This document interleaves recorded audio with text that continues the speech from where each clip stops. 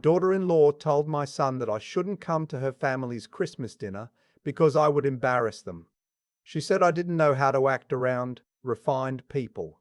My son just texted me, "Dad, change of plans," but what he did 10 minutes later was something none of us expected. I spent 31 years driving a school bus in Columbus, Ohio. Route 14, North Side, same street, same kids, same 5:47 a.m. alarm every single morning. I'm not ashamed of that. I raised my son, Lionel, in a 2-bedroom house on Kenmore Avenue with a chain-link fence out front and a fig tree in the back that his mother planted the year before she passed. I kept that tree alive for 19 years after she was gone. That's not nothing. Lionel is 41 now. He works in IT project management downtown, makes good money, wears button-down shirts to work, and married a woman named Simone 3 years ago. Simone grew up in Dublin, Ohio. The nice part, the newer subdivisions where every house has a 3-car garage and a Ring doorbell. Her father is an orthodontist. Her mother does something with real estate. They're fine people. I'm not saying they're not fine people. But from the beginning there was something in the way Simone looked at me. Not mean exactly. More like, careful. The way you look at something you're not sure belongs in the room. The first time I came to their house for dinner, Lionel and Simone's place in Westerville, I wore my good slacks and a collared shirt.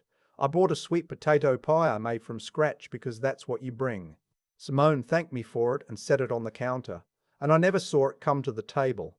Later, I found it in the back of the refrigerator, still wrapped in foil. I didn't say anything. I'm 64 years old. I've learned that some battles aren't worth the blood. But I noticed, the second time Simone's mother was there, she shook my hand and smiled and said, "Oh, so you're the bus driver, not Lionel's father. Not even my name, just the bus driver." Like that was my whole identity wrapped up in 2 words and filed away. I smiled back. I said, 31 years, best job I ever had. She nodded like I'd confirmed something she already believed. Lionel saw my face. He squeezed my shoulder and said, "Come on, Dad, let me show you the backyard." He walked me outside and we stood by their little patio and he said quietly, "I'm sorry." Just those 2 words. And I told him he had nothing to be sorry for. I meant it. That was November last year. Then came December. Simone's family does Christmas dinner at her parents' house every year. Big affair. Her parents, her 2 sisters and their husbands, some cousins, neighbours they've known for 20 years. Lionel told me in October that this year was going to be different, that he'd talked to Simone and they both wanted me there, really there at the main table, part of the family. I told him I appreciated that. I'd bought a new sweater. Dark green, good fabric. I got a haircut. 3 days before Christmas, Lionel called me. I could hear it in his voice before he said a word, that tightness he's had since he was a little boy when something was wrong and he didn't want to tell me. "Dad," he said, "I need to tell you something, and I need you to hear me out before you say anything." I sat down at my kitchen table. Outside the window the fig tree had lost all its leaves, just bare branches against a grey Ohio sky. Simone's parents, they feel like the dinner is going to be a lot of people, and it might be better if this year we did something smaller, just the 2 of us with you, maybe the day after Christmas. I said, "Lionel." He said, "Dad, I know." Did her parents say why?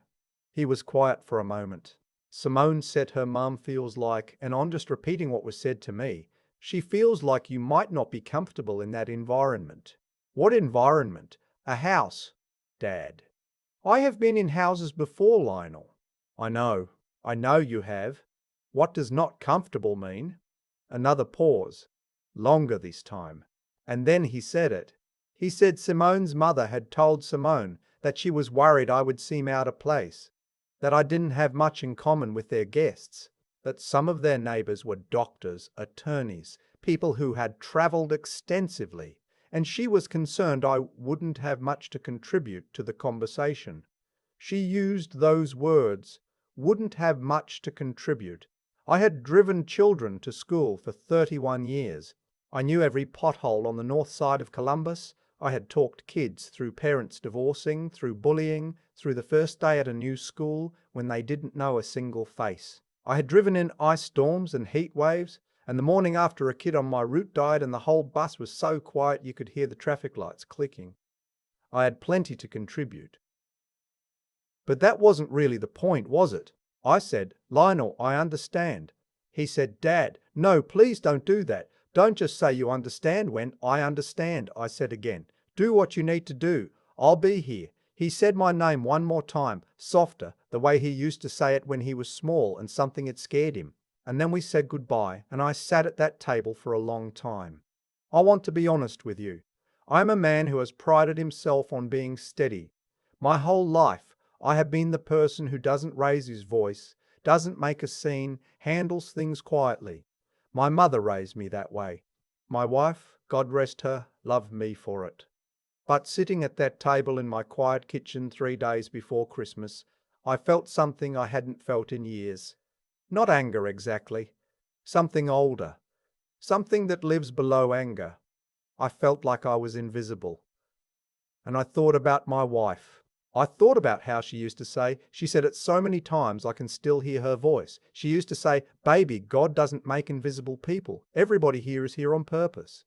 She said that to me. She said it to Lionel. She said it to every kid who ever came to our house feeling small. I sat with that for a while. Then I got up, washed my face and called my neighbour Harold. Harold is 68, retired postal worker, makes the best smoked brisket in Franklin County. I told him I might be free Christmas Day after all. He said, get over here. I'd been smoking this thing since Tuesday. I said, I'll bring sweet potato pie. He said, don't you dare not. I went to bed feeling a little better. Not whole, but better. The next morning, I didn't call Lionel. I figured he needed space to think. He was stuck between two people he loved, and I knew that place. I'd been there myself, years ago with his mother and my own mother, rest her soul. And I knew the only thing you can do is let the person find their own footing. But Lionel didn't need as much time as I thought. He called me at 8:14 the next morning. I remember because I was still in my robe, making oatmeal, and the clock on the microwave said 8:14 when I picked up the phone. He didn't say good morning. He just said, Dad, I need you to be ready by 2 o'clock on Christmas Day. I'm picking you up. I said, Lionel, we don't need to. He said, Dad, 2 o'clock. Wear the green sweater. I said, where are we going? He said, to Christmas dinner.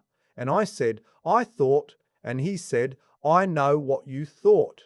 I've been up since 4 this morning, and I've been thinking too. And here's what I decided. You are my father. You worked your whole life for me. You drove a bus in the snow and the ice, and you never once made me feel like anything less than the most important thing in your world. You are my father, and if my father is not welcome somewhere, then I am not welcome somewhere. That's it, that's all. I didn't say anything for a moment. He said, You still there? I said, I'm still here. He said, 2 o'clock. I said, okay. I cried after I hung up. I'm not ashamed to tell you that. I stood in my kitchen in my robe with my oatmeal going cold and I cried. Not sad crying. The other kind, the kind that fills you back up. I wore the green sweater. He picked me up at 2 on the dot in his Honda and we drove out to Dublin. The houses in Simone's parents' neighbourhood were decorated with lights. Big white ones, tasteful, the kind that cost money.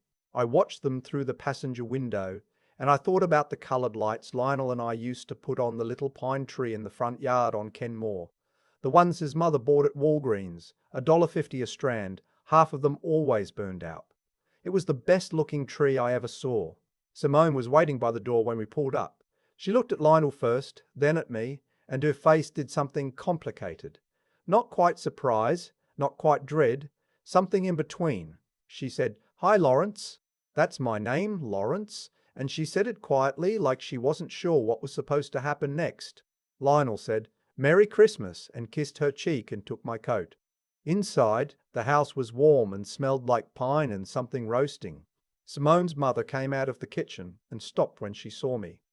For a moment, neither of us said anything. Then she said, Lawrence. I didn't realize, Lionel said pleasantly. I wanted to surprise everyone. This is my father, Lawrence. Most important person in my life. He said it simply, no edge to it. like he was stating a fact about the weather, calm as still water. Her husband, Simone's father, came in from the living room and shook my hand. He was a little warmer than his wife. Maybe he hadn't been part of the original decision, or maybe he was the kind of man who recalibrates quickly. He said, "Lawrence, good to meet you. Lawrence, good to meet you. Lionel talks about you often." I said, "He's a good son. I had a lot of help from a good woman, but he did the hard part himself." Her father smiled at that. A real smile. We sat down to dinner. There were 12 people at the table. I was seated next to a man named Gerald, who, it turned out, had driven trucks for 15 years before going back to school for his contractor's license. We talked for about an hour straight. He told me about a route he used to run from Columbus to Louisville in January. Black ice so bad he once sat in a pilot truck stop for 9 hours waiting for the roads to clear. I told him about a morning I drove 32 kids across the Henderson Road Bridge in a whiteout, just headlights and instinct and a whole lot of prayer. He said, "Man, that'll wake you up." I said, "I had 32 kids in that bus." I was the most awake I have ever been in my life. He laughed and said that was about right. Simone's mother watched us from the other end of the table. I didn't look over often, but when I did, her expression had shifted. Not warm, not yet, but open, reconsidering something. After dinner, when people had moved to the living room and the kids were running through the hallway and someone had put on a Nat King Cole Christmas album, the real one, the old one, I found myself in the kitchen helping clear plates, just out of habit. 30 years of habit. Simone was at the sink. She didn't hear me come in. I set the stack of plates on the counter, and she turned around, a little startled. And then she looked at me for a long moment and said, "Lawrence, I owe you an apology."